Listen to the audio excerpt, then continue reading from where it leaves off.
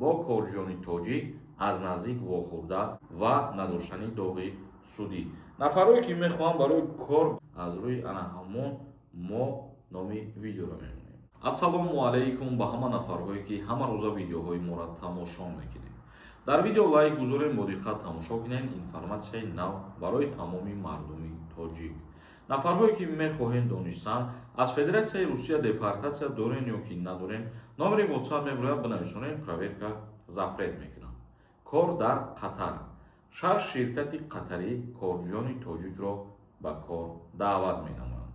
Намояндагони шаш ширкати Қатар ки фаъолияти худро зери ширкати Қатар Соленс муттаҳид мекунанд, бо корҷони тоҷик аз наздик вохӯрда аз миёни онҳо коргар қабул мекунанд. Дар ин бора аз оҷонсии ба кор таъминкунӣ дар ҷумҳурии Тоҷикистон хабар медиҳанд. Гуфтанд ки рӯзҳои 25, 26 ва 27 январ намояндаҳои ин ширкатҳо бо корҷони тоҷик мусоҳиба мекунанд, яъне ки дар Вазорати меҳнат, муҳоҷират ва шуғули аҳолии ҷумҳурии Тоҷикистон. Қабули довталабон дар ин рӯзҳо аз соати 9 рӯзи аввал соати 10 то 17:00 дар бинои Вазорати меҳнати ҷумҳурии Тоҷикистон воқеъ дар кӯчаи Алишер Навоӣ 5/2 шаҳри Душанбе сурат хоҳад гирифт. Талабот барои ширкат дар суҳбат чунин мебошад: ҳозир шудан бо либоси расмӣ, яъне либоси расмӣ гуфта брюк костюма дар назар доранд. Сину сол аз 21 то 45 сола, донистани забони англисӣ, доштани шаҳодатномаи ронандагӣ ва надоштани доғи судӣ. Нафарое ки мехоҳанд барои кор ба Қатар сафар кунанд, 6 ширкат рӯзҳои 25, 26 ва 27 январ дар Вазорати меҳнат омада бо шаҳрвандои ҷумҳурии Тоҷикистон мусоҳиба мекунанд, суҳбат мегзаронанд ва аз байни ана ҳамин коргаро махсус интихоб мекунанд чанд нафара ба кор таъмин мекунанд дар Қатар. Нафарои хоҳишманд метавонед ки рафта дар шуғули аҳолӣ муроҷиат бикунед. ва чӣ зарур мебошад барои дар он ҷо ширкат варзидан, чӣ хеле ки мо номбар кардем, ана ҳамин чизҳо ҳатмӣ ва зарурӣ мебошад. ин буд як информатсияи нав барои ба кор таъминкунӣ дар хориҷи кишвар барои шаҳрвандони тоҷик. Комментарияҳои шуморо хонда ба саволотон ҷавоб мегардонем.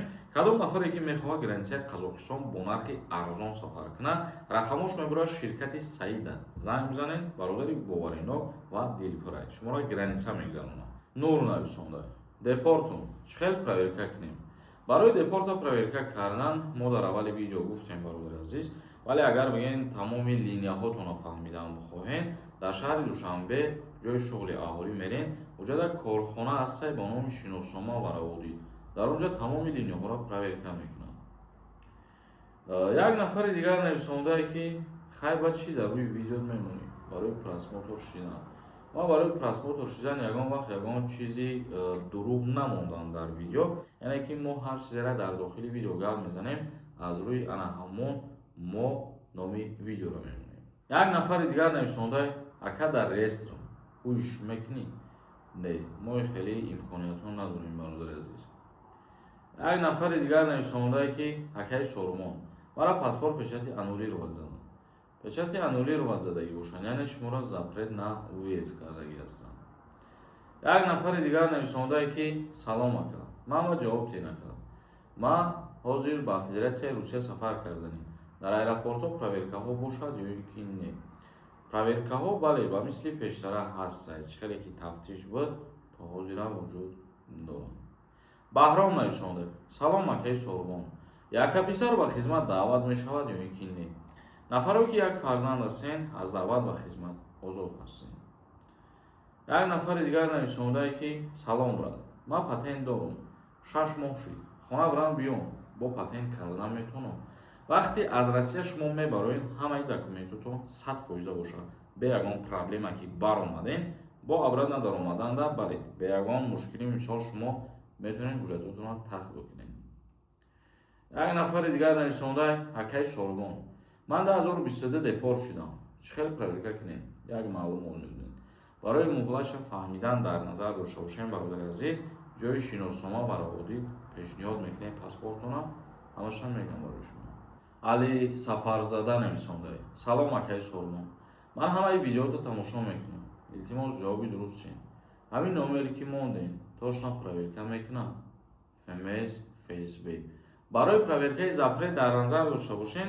Ман дар видеоҳо мегӯям ки агар шумо тамоми линияҳоро донишсан бихоҳед, бренд ба шуғли аҳолӣ ҷои шиноснома ва раводид муроҷиат кунед. Яъне одаме ки мо тавсиятон медиҳем як линияро проверка мекунад. Тамом бародари азиз, мо ичиза ҳар бор дар видеоҳомон мегӯем барои шумо. Як нафар нависондаи чорни спискаро чӣ хел бинем, чӣ хел фаҳмем дар список ҳаст ё ин ки не. Барои чорни спискара дидан мо гуфта будем ки агар имконият шид баъдан мо мақсад видео мекунему барои шумо пешниҳод мекунем. Муҳаммадова нависонда: салом, додарам Сормон Сафаров. Ба Тоҷикистон равам чанд вақт истода метавонам. Ман видеорам.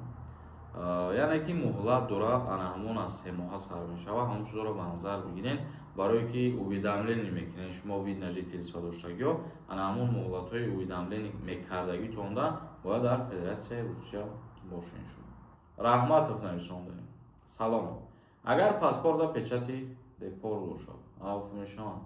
Вақте ки авф шид дар уҷа пунктош мебарояд ки киҳо авф мешаванд ва киҳо намешаванд.